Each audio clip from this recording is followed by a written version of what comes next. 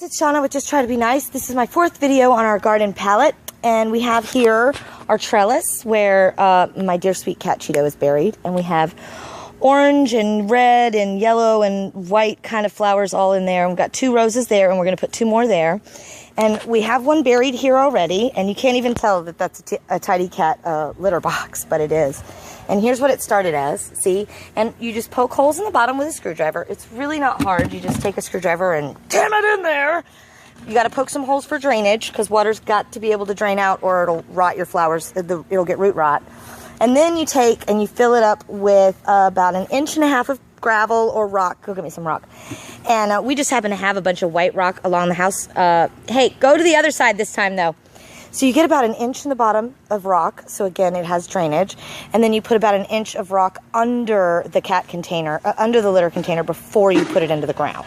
And then you put 1 rose on one side and 1 rose in the other, like 1 in one corner, say the east corner, and then 1 in the southwest corner, and then northeast and southwest, and then you put a banana in the middle of it because bananas are really, really good for roses. And then you put soil in it, you fill it up with potting soil, and then you bury it in the ground.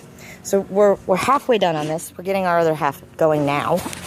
And we've planted all of our, we have lettuce in this one, and we have peppers in this one. No, squash. We have lettuce and squash and peppers in this one. And then this one is all different kinds of melon. It's watermelon, cantaloupe, honeydew, and maybe some like persimmon, I don't know, just any kind of sweet fruit that we ate that had seeds in it. I saved it all over all of the fall and winter, so anything that's melon related is in this one.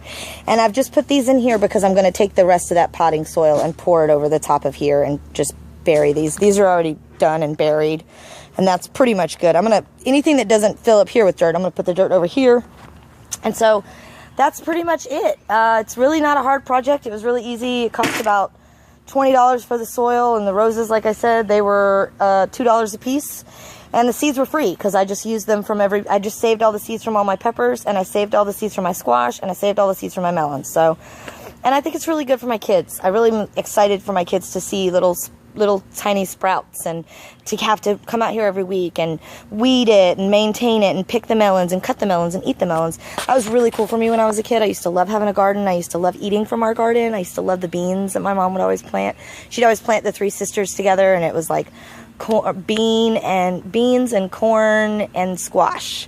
And so I always loved that. So I'm happy to pass it on to my kids, and there you go. That's 4, and I'll come back with a video in a couple days with what it looks like in a couple days. But thank you so much to my assistant Haley, who really begrudgingly did this project with me. Not true. But there you go. Bye.